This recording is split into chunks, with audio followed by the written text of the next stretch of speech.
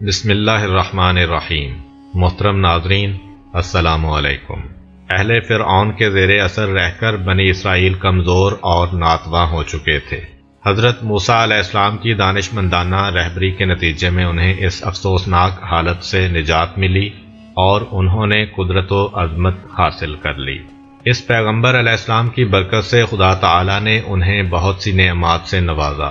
ان نعمات میں سے ایک صندوق عہد بھی تھا، جسے تابوت سکینہ بھی کہا جاتا ہے۔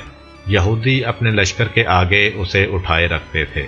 اس سے ان میں ایک طرح کا سکون قلب اور روحانی طاقت پیدا ہوتی تھی۔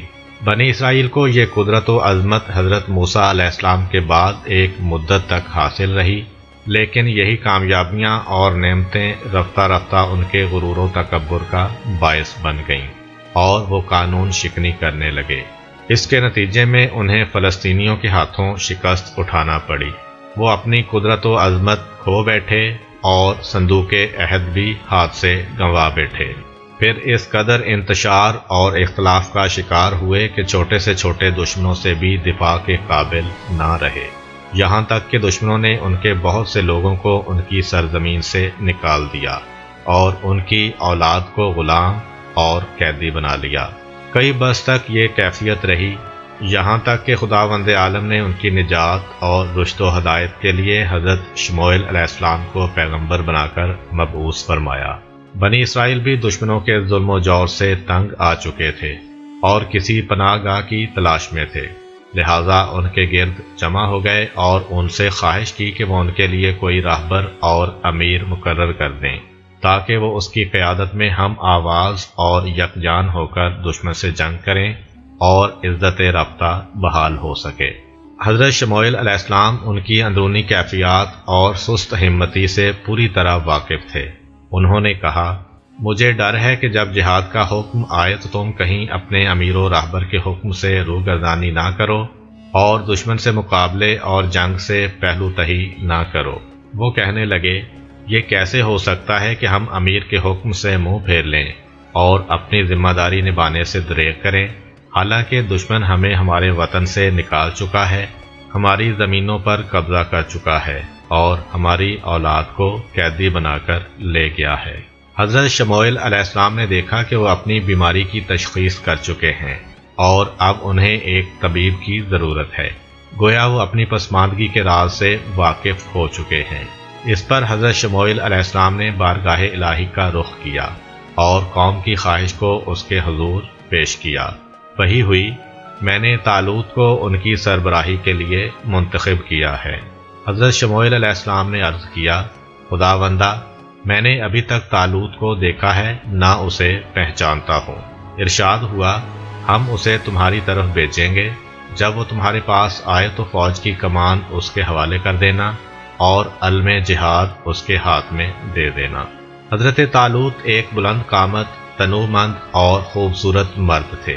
وہ مضبوط اور قوی اعصاب کے مالک تھے، روحانی طور پر بھی بہت ہی زیرک، دانشمند اور صاحب تدبیر تھے۔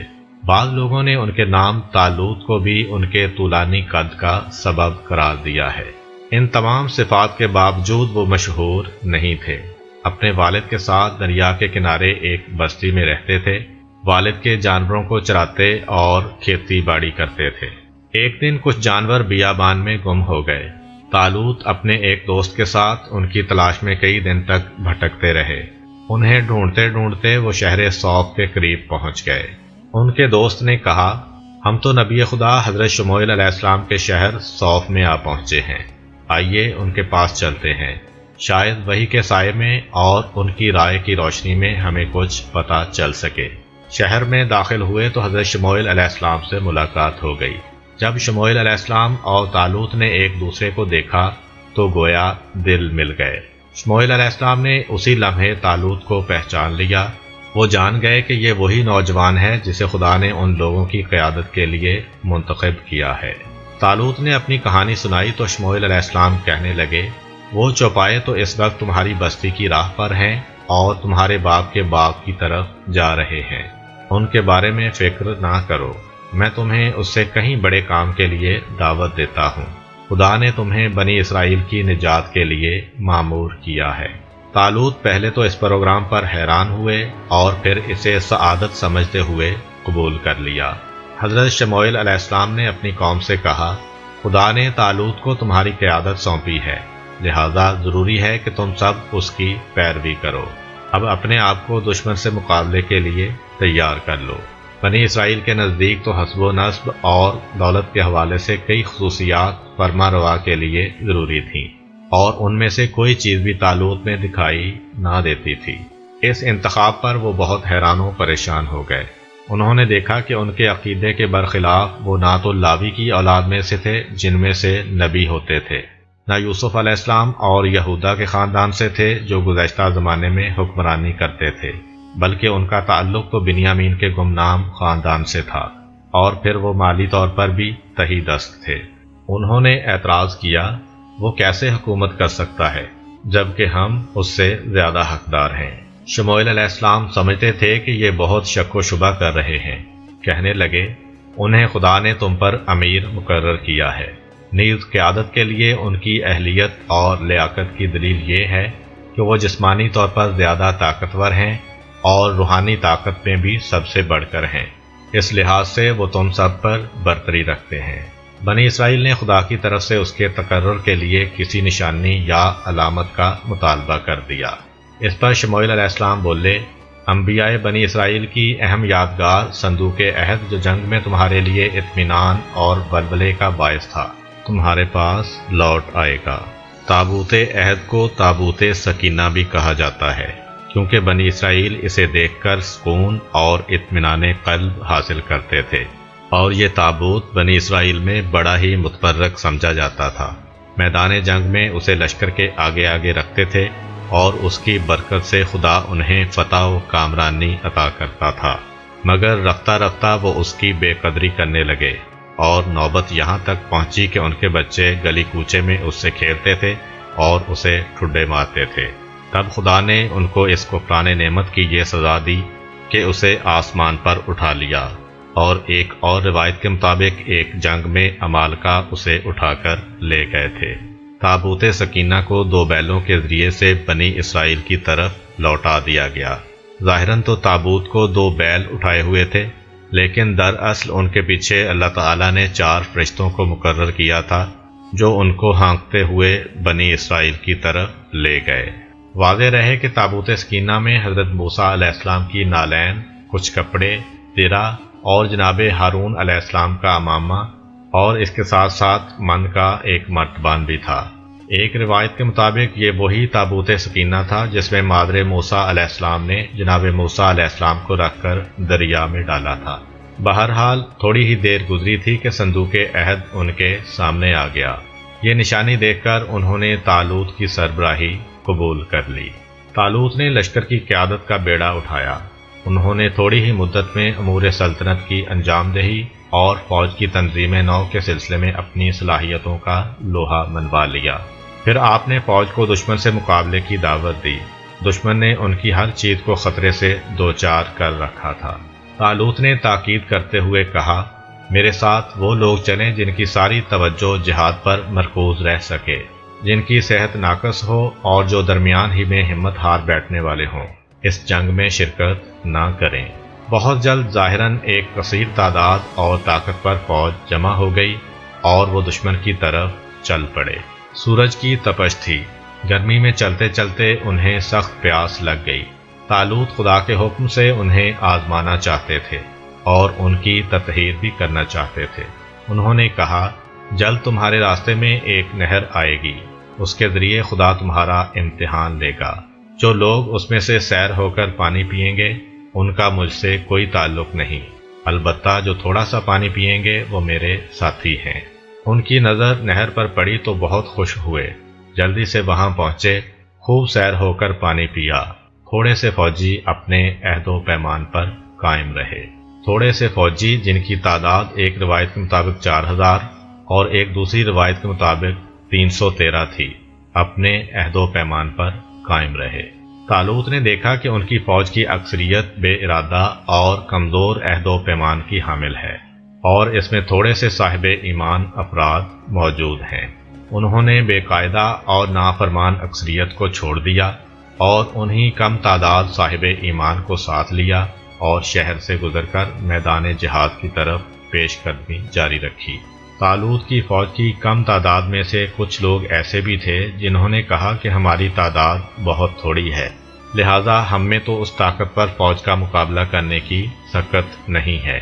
لیکن کچھ ایسے بھی تھے جن کا دل خدا کی محبت سے معمور تھا، وہ دشمن کی فوجی کثرت و قوت اور اپنی تھوڑی تعداد پر ہراساں نہ ہوئے، اور کمال شجاعت سے طالوت سے کہنے لگے، آپ جو مصلحت سمجھتے ہیں حکم دیجئے، ہم ہر مقام پر آپ کا ساتھ دیں گے اور انشاءاللہ کم تعداد کے باوجود دشمن سے جہاد کریں گے، کیونکہ یہ تو کئی مرتبہ ہو چکا ہے کہ کم تعداد خدا کے ارادہ و مشیت کے سہارے کثیر تعداد پر غالب آئی ہے، اور خدا استقامت دکھانے والوں کے ساتھ ہے۔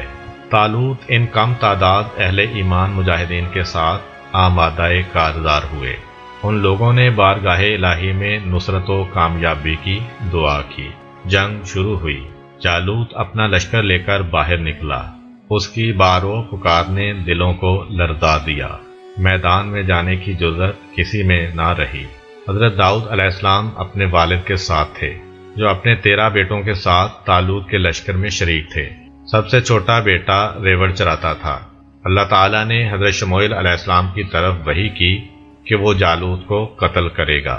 حضرت داؤد علیہ السلام سے راستے میں 3 پتھروں نے یوں گفتگو کی کہ تو ہمارے ساتھ جالوت کو قتل کرے گا۔ حضرت داؤد علیہ السلام نے ان تینوں کو اپنے تھیلے میں رکھ لیا۔ طالوت نے حضرت داؤد علیہ السلام کو گھوڑا، زرہ اور اسلحہ دیا۔ حضرت داؤد علیہ السلام نے کہا کہ اگر اللہ تعالیٰ نے میری مدد نہ کی تو یہ اسلحہ مجھے کچھ فائدہ نہ دے گا۔ حضرت داؤد علیہ السلام نے ان تمام چیزوں کو نہ لیا، اپنا تھیلا لیا اور دشمن کی طرف چل پڑے۔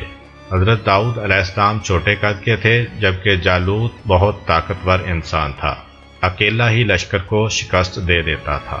جب جالوت نے حضرت داؤد علیہ السلام کو دیکھا تو اللہ تعالیٰ نے اس کے دل میں حضرت داؤد علیہ السلام کا رعب ڈال دیا۔ جالوت نے حضرت داؤد علیہ السلام سے کہا، تو گوپھیے اور پتھر کے ساتھ یوں میری طرف آیا ہے جیسے کتے پر حملہ کیا جاتا ہے۔ حضرت داؤد علیہ السلام نے کہا، بالکل اسی طرح بات ہے، کیونکہ تو کتے سے بھی برا ہے۔ حضرت داؤد علیہ السلام نے تینوں پتھر گوپھیے میں رکھے اور کہا، ابراہیم، اسحاق اور یعقوب علیہ السلام کے اللہ کے نام کے ساتھ شروع کرتا ہوں، اور پتھر اسے مار دیے۔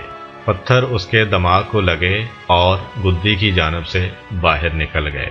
حضرت داؤد علیہ السلام نے جالوت کو قتل کر دیا۔ اس کا لشکر یہ صورتحال دیکھ کر فرار ہو گیا، اور بنی اسرائیل کامیابی و کامرانی سے ہمکنار ہوئے۔ اس کے بعد طالوت نے اپنی بیٹی کا حضرت داؤد علیہ السلام سے نکاح کر دیا۔ طالوت کی وفات کے بعد اللہ تعالیٰ نے حضرت داؤد علیہ السلام کو ملک عطا کیا۔ ایک قول کے مطابق حضرت داؤد علیہ السلام سے پہلے بنی اسرائیل کسی بادشاہ پر جمع نہیں ہوئے تھے۔ اللہ تعالیٰ نے حضرت داؤد علیہ السلام میں نبوت اور بادشاہی دونوں کو جمع کر دیا۔ اس سے قبل دونوں کسی ایک فرد میں جمع نہ ہوئی تھیں، بلکہ بادشاہت پہلے ایک خاندان میں اور نبوت دوسرے خاندان میں تھی۔ اللہ تعالیٰ نے انہیں زبور عطا کی، انہیں زرہ بنانے کا فن عطا کیا، اور لوہے کو آپ علیہ السلام کے لیے نرم کر دیا۔ آپ علیہ السلام اپنے ہاتھ کی کمائی کھاتے تھے۔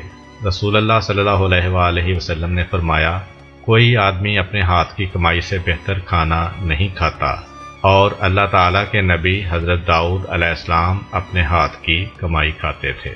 حضرت داؤد علیہ السلام کو پرندوں سے گفتگو اور چیونٹیوں سے کلام کا علم بھی سکھایا گیا۔ انہیں اللہ تعالیٰ نے بہت سریلی آواز دی تھی۔ کہا جاتا ہے کہ جب وہ زبور کی تلاوت کرتے تو وحشی جانور آپ علیہ السلام کے اتنے قریب ہو جاتے کہ انہیں گردنوں سے پکڑا جا سکتا تھا۔ پرندے آپ علیہ السلام پر سایہ کر لیتے، چلتا پانی ٹھہر جاتا اور ہوا رک جاتی۔ اگر آپ کو ہماری ویڈیو اچھی لگی ہے تو ویڈیو کو لائک کریں، اور مزید اس طرح کی ویڈیوز دیکھنے کے لیے ہمارا چینل سبسکرائب کر لیں۔ ملتے ہیں نیکسٹ ویڈیو میں، اجازت دیجیے، اللہ حافظ۔